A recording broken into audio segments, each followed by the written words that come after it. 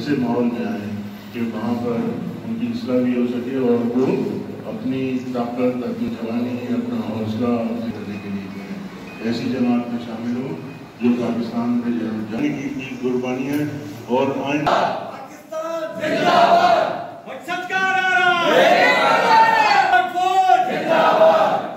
तो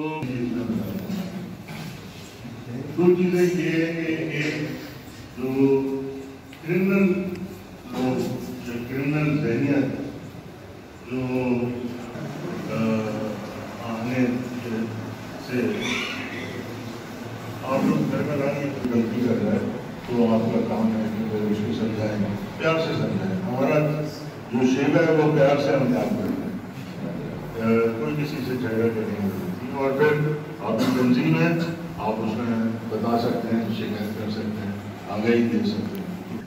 इसका मतलब ये कि अगर कोई ग्रुपिंग वगैरह करने की कोशिश करता है